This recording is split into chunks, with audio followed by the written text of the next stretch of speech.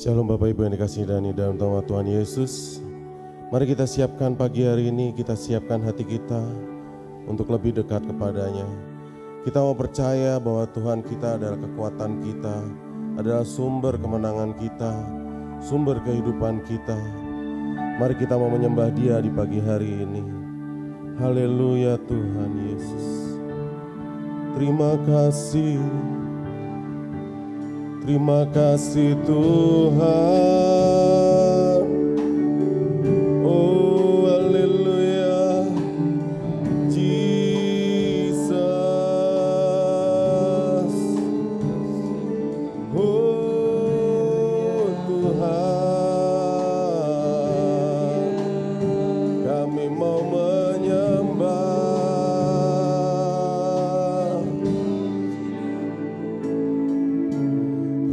Engkaulah kekuatanku, tempat perlindunganku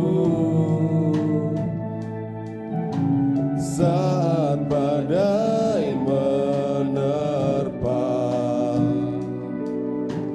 Aku tak akan goyah, aku tak akan goyah, sebab Kau sertaku. Sekali lagi katakan, Kaulah kekuatan kami, Engkaulah kekuatanku,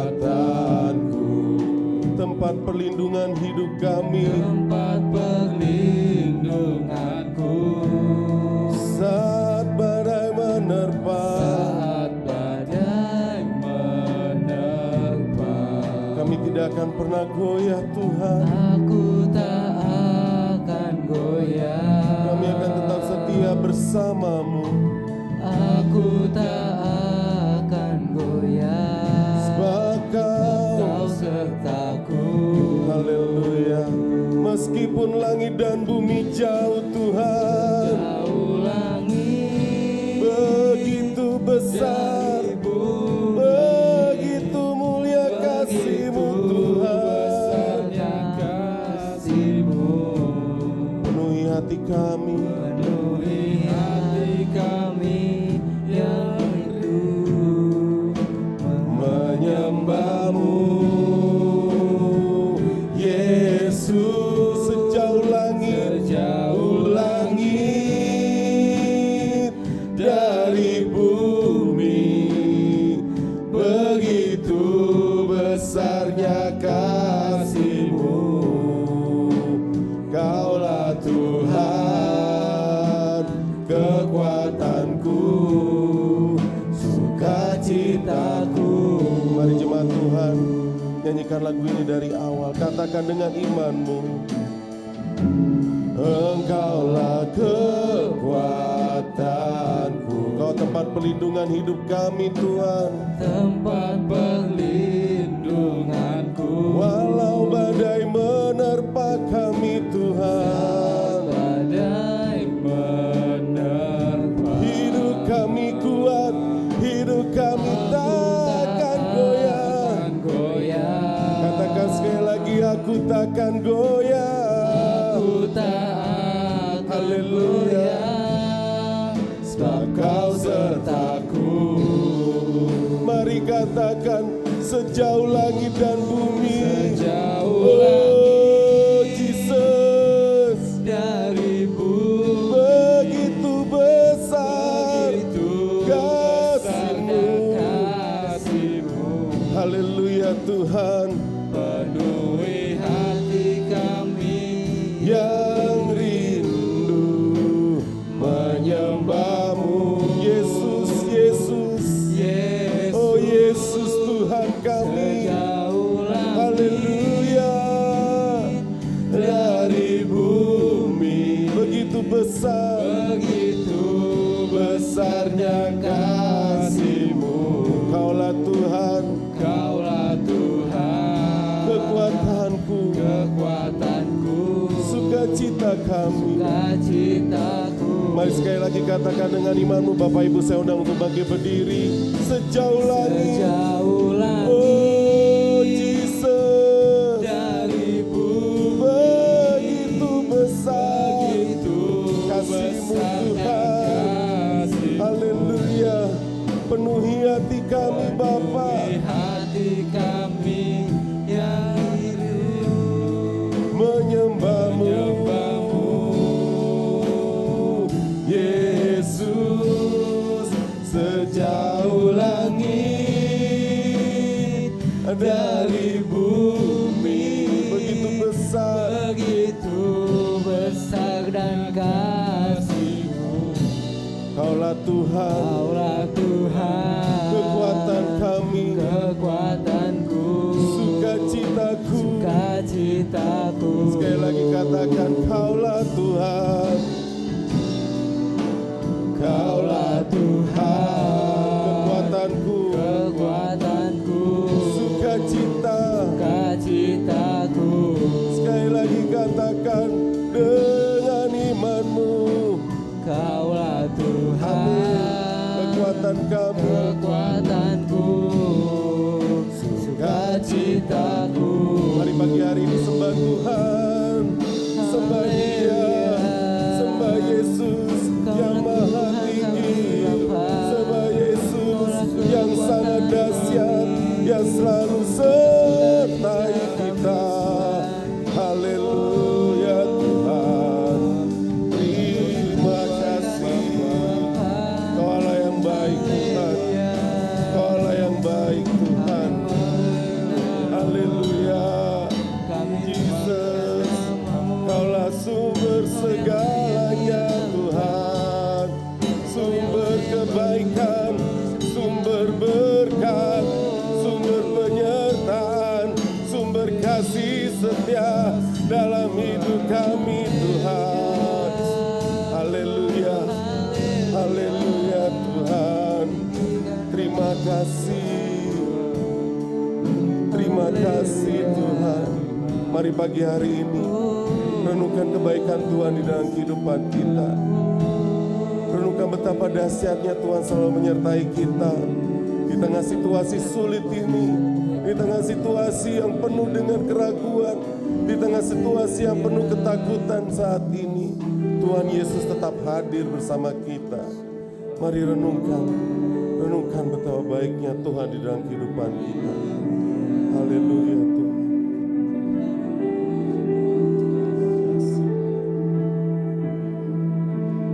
Terima kasih.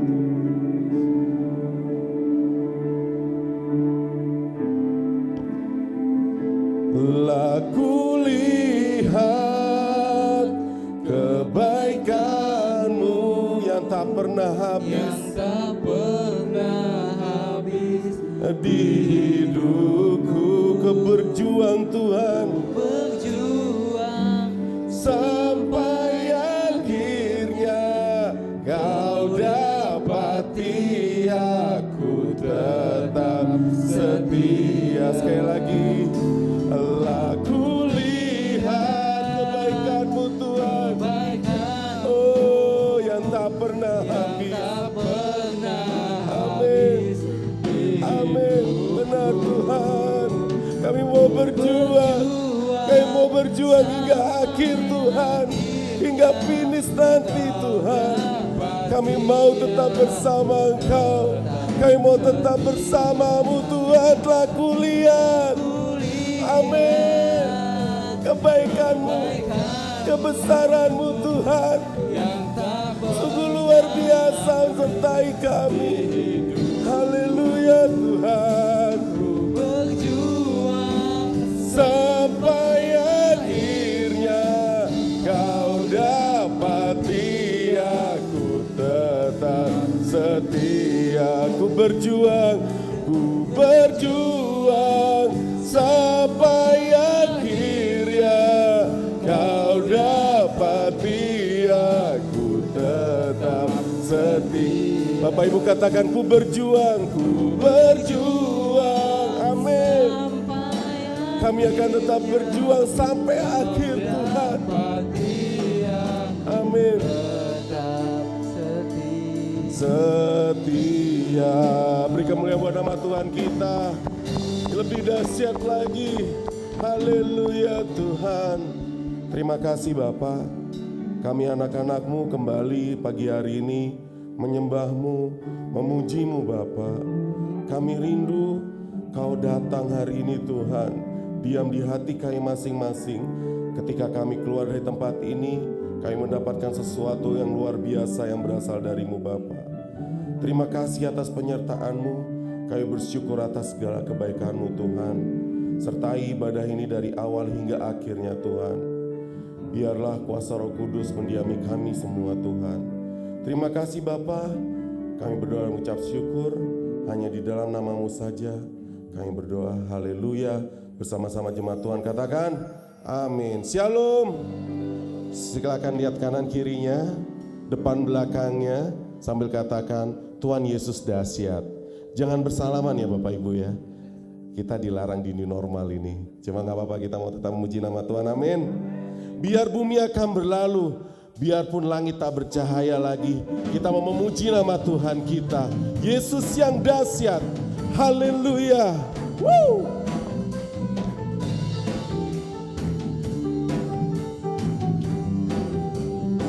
Biar bumi akan berlalu, biar bulan tak bercahaya lagi, biar langit akan bergoncang, matahari tak bersinar lagi, tetapi Tuhan Yesusku tak pernah ingkar janji. Semua yang difirmankannya pasti akan digenapi. Sekali lagi katakan, biar bumi akan berlalu, biar bulan tak bercahaya lagi, biar langit akan bergoncang, matahari tak bersinar lagi, tetapi Tuhan Yesusku tak pernah ingkar janji. Semua yang difirmankannya pasti akan digenapi. Bersama-sama katakan, Shalalalalala, aku cinta Yesus. Shalala, katakan Yesus cinta. Sekali lagi saya mau dengar Shalala. Aku cinta Yesus. Shalalalalala, Yesus cinta. Saya mau dengar dari kaum wanita, Shalala.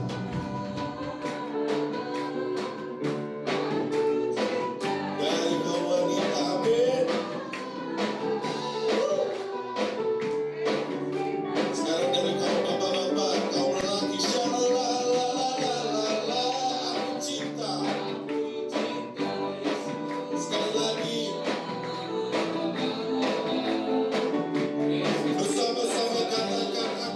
Yesus, ya lala, aku cinta Yesus, ya lala, Yesus cinta saya, Yesus cinta saya, Yesus cinta saya, haleluya, luar biasa. Beri kemuliaan lagi sekali lagi buat nama Tuhan kita. Saya undang Bapak Ibu untuk duduk kembali. Dan kita akan siapkan persembahan kita pagi hari ini. Saya undang yang bertugas untuk bisa maju ke depan.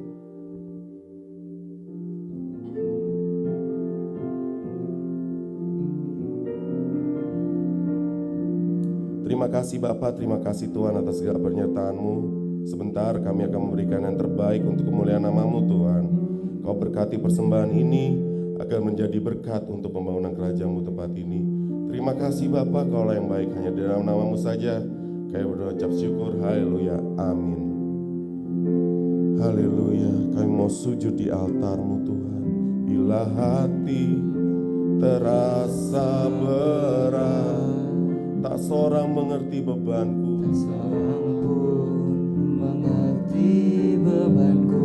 aku tanya Yesus, apa yang harus ku buat?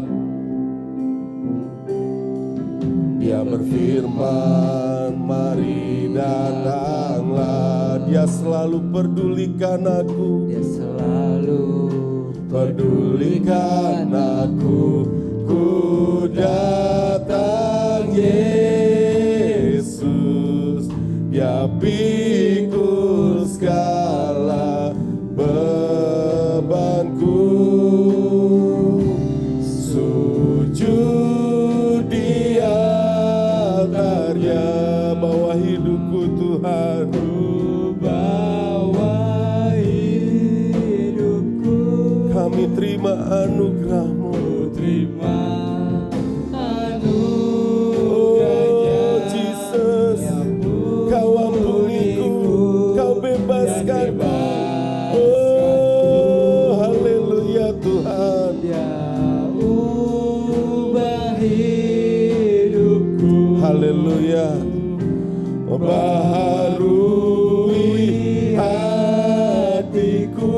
Sesuatu terjadi. Sesuatu terjadi Saat datang di altarnya. Bapak Ibu, saya undang semua untuk bangkit berdiri. Kita akan ulangi pujian dari awal. Katakan, bila hati terasa berat, tak seorang pun mengerti bebanku. Ku tanya Yesus, apa yang harus ku buat? Dia berfirman, mari datanglah.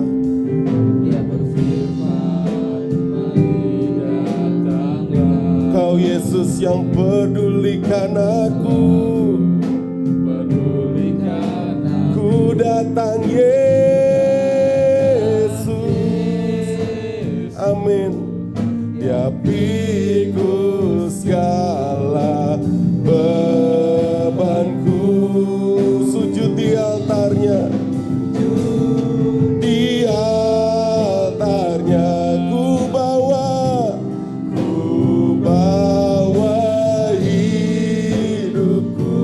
Ku terima anugerahnya.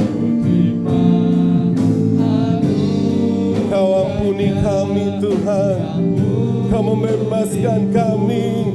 Oh Jesus, amin. Kau baharui hatiku Tuhan. Haleluya. Saya persilakan pada hambanya. Sesuatu Terjadi saat datang di altarnya. Mukjizat terjadi. Mukjizat terjadi. Pemulihan terjadi. pemulihan terjadi. Sesuatu terjadi. Sesuatu terjadi Saat datang di altarnya.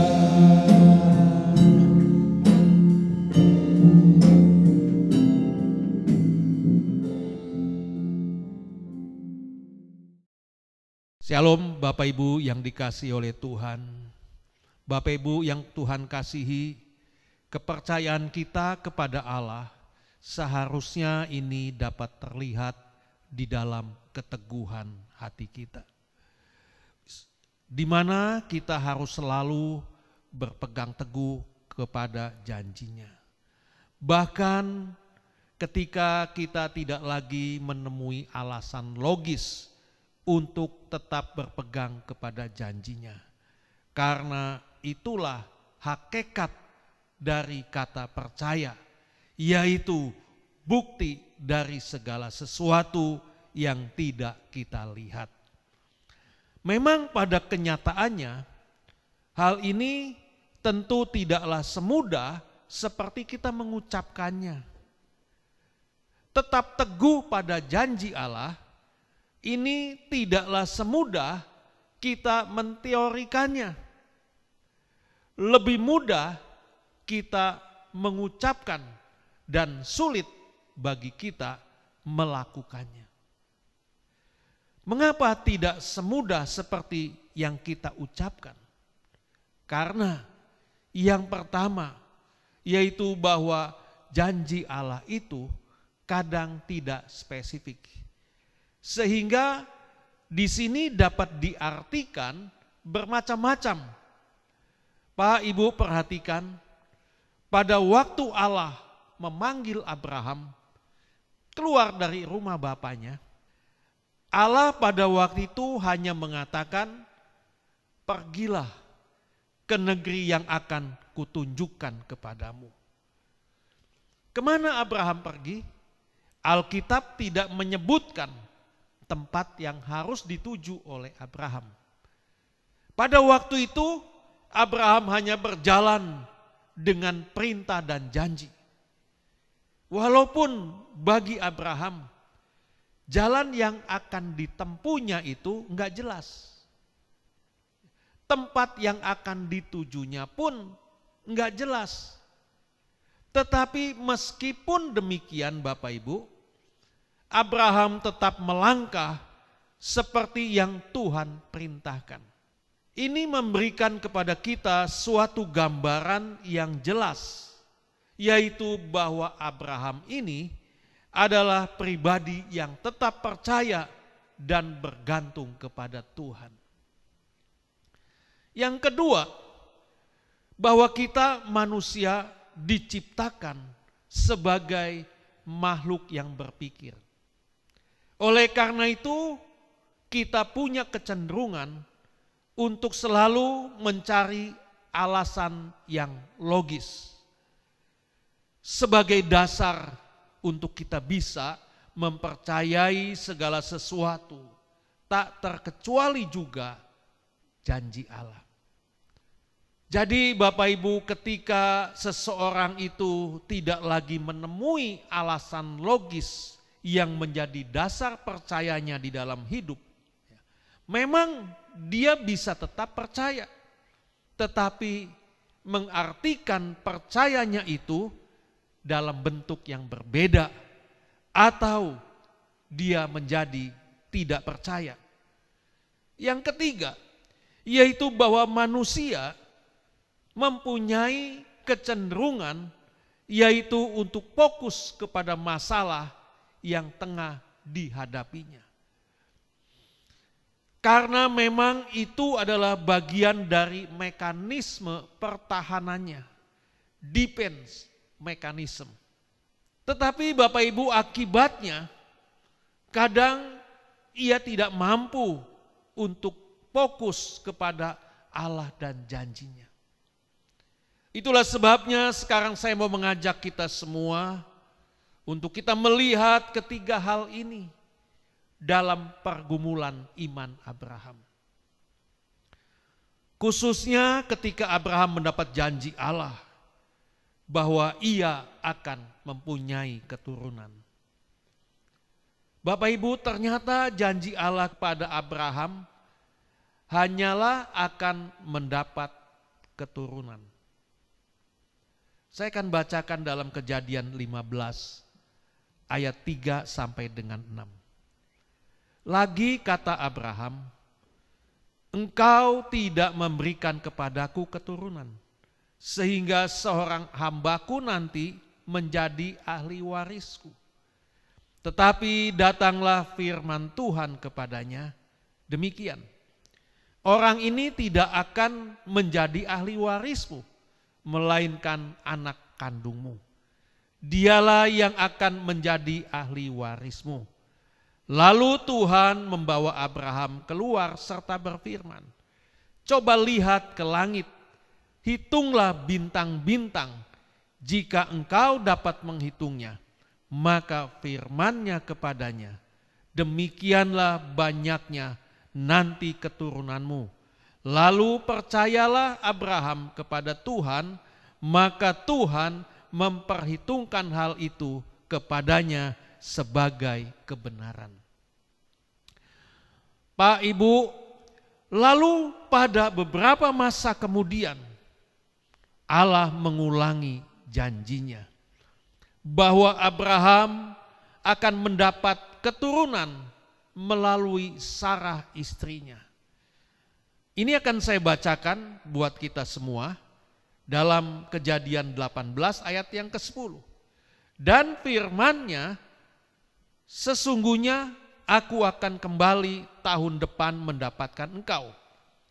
Pada waktu itulah Sarah istrimu akan mempunyai seorang anak laki-laki, dan Sarah mendengarkan pada pintu kemah yang di belakangnya. Bapak Ibu, di antara pasal 15 dan pasal 18 terdapat kisah Abraham di mana Abraham menghampiri Hagar, yaitu hamba Sarah, dan lahirlah Ismail. Di sini kita melihat ternyata Abraham ini mengikuti pemikiran Sarah yang salah. Karena janji Tuhan itu mengenai keturunan Abrahamnya, maka hanya didapat melalui Sarah, istrinya, bukan melalui Hagar. Nah, yang menjadi pertanyaan buat kita, salahkah Sarah yang memikirkan alternatif penggenapan janji Tuhan melalui Hagar? Tentu tidak. Dalam Kejadian 16 ayat 2, Sarah menyatakan bahwa ia tidak mempunyai anak. Nah, Bapak Ibu, jadi memang secara logis tidak ada alasan untuk bisa mempercayai janji Tuhan itu melalui Sarah. Maka disitulah dicari alternatif melalui Hagar. Mengapa demikian? Karena cara semacam itu memang dimungkinkan secara kultural pada waktu itu. Pak Ibu, namun demikian Abraham dan Sarah tetap percaya pada janji Tuhan. Tetapi Bapak Ibu, mereka mengartikan janji itu berbeda dari yang dimaksudkan oleh Tuhan. Nah, Bapak Ibu, dalam kasus yang lain kita juga melihat, yaitu kegagalan Abraham untuk terus berpegang kepada janji Allah. Ketika baru saja Allah berjanji, yaitu untuk menyertai dan memberkati Abraham. Tetapi ketika Abraham sampai ke Mesir, ketika Abraham menghadapi ancaman dari Firaun, maka di sini Abraham berbohong, yaitu dengan menyuruh Sarah mengatakan bahwa ia adiknya, bukan istrinya. Mengapa Abraham berbohong?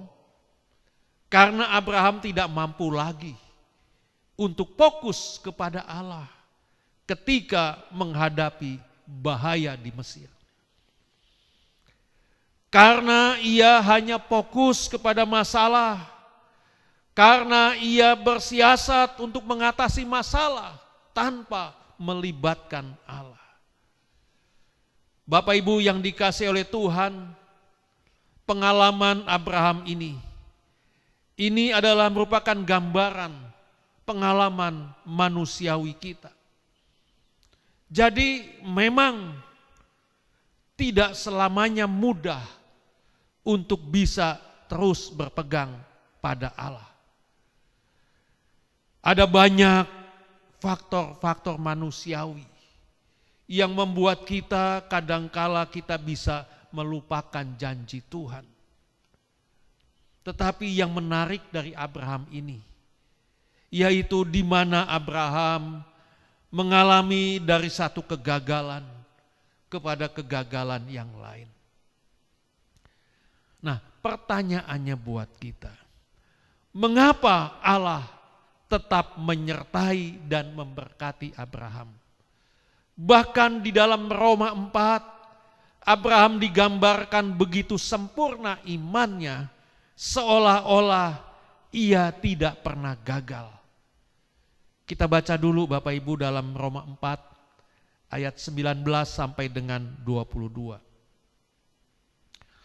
Imannya tidak menjadi lemah, walaupun ia mengetahui bahwa tubuhnya sudah sangat lemah, karena usianya telah kira-kira 100 tahun, dan bahwa rahim Sarah telah tertutup. Tetapi terhadap janji Allah, ia tidak bimbang karena ketidakpercayaan. Malah ia diperkuat dalam imannya dan ia memuliakan Allah dengan penuh keyakinan bahwa Allah berkuasa untuk melaksanakan apa yang telah ia janjikan. Karena hal itu diperhitungkan kepadanya sebagai kebenaran. Bapak Ibu, disinilah kita boleh belajar tentang kasih dan anugerah Allah. Ternyata tetap teguh kepada janji Allah. Ini adalah sebuah proses yang melewati kegagalan dan keberhasilan. Saya mau katakan bahwa idealnya tentu ketika proses ini dilewati hanya dengan keberhasilan, terus menerus tanpa pernah gagal. Namun saya mau katakan, apabila dalam hidup kita mengalami kegagalan, maka kita tidak perlu juga berkecil hati. Sebab kalau Tuhan selalu memberikan kesempatan kepada Abraham untuk memperbaiki diri, maka kepada kita pun Tuhan pasti memberikan kesempatan untuk kita memperbaiki diri. Nah, Bapak Ibu, dalam rangka memperbaiki diri itulah kita perlu mengevaluasi kegagalan kita, menyesali dan bangkit kembali untuk berpegang teguh pada janjinya. Kita bisa lihat Abraham di mana pada akhirnya Abraham berhasil. Dan di masa kemudian juga Abraham lulus dalam ujian iman. Ketika Abraham diperintahkan Tuhan untuk mempersembahkan anaknya Ishak, Tuhan bilang, korbankan anakmu di atas bukit. Abraham rela mempersembahkan Ishak, putra perjanjian Allah itu. Mengapa Abraham mau melakukannya? Karena ia tahu dan ia percaya bahwa Allah tetap akan menggenapi janjinya melalui Ishak. Abraham pada waktu itu bilang kepada bujangnya yang ikut mengantar. Abraham bilang begini, kamu tunggu di sini, kami akan kembali. Ini artinya Bapak Ibu, ya, tidak akan terjadi sesuatu dengan anaknya. Ini artinya Bapak Ibu bahwa ia akan kembali utuh seperti ia berangkat. Nah, ini adalah bentuk iman Abraham yang luar biasa. Lewat imannya, Abraham mampu taat dan setia kepada Tuhan. Mampu percaya bahwa setiap rancangan Tuhan adalah yang terbaik bagi dirinya, meskipun ia belum melihat. Dalam Ibrani 11 ayat 17 sampai dengan 19, saya akan bacakan bagi kita semua. Dikatakan demikian Bapak Ibu. Karena iman maka Abraham tatkala ia dicobai mempersembahkan Ishak. Ia yang telah menerima janji itu rela mempersembahkan anaknya yang tunggal, walaupun kepadanya telah dikatakan keturunan yang berasal dari Ishaklah yang akan disebut keturunanmu. Karena ia berpikir bahwa Allah berkuasa membangkitkan orang-orang sekalipun dari antara orang mati. Dan dari sini ia seakan-akan telah menerimanya kembali.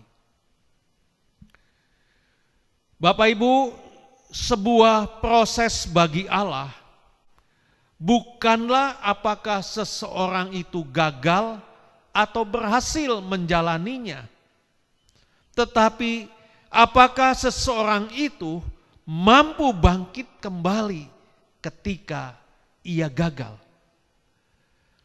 Abraham pada akhirnya berhasil menjalani proses itu dengan baik.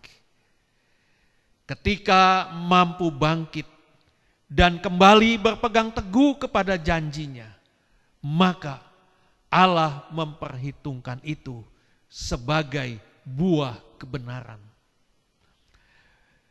Dan dari sini Bapak Ibu saya mau katakan bahwa hal ini bukan hanya berlaku buat Abraham, tetapi hal ini juga berlaku buat kita semua. Inilah yang dimaksud dengan dibenarkan karena iman.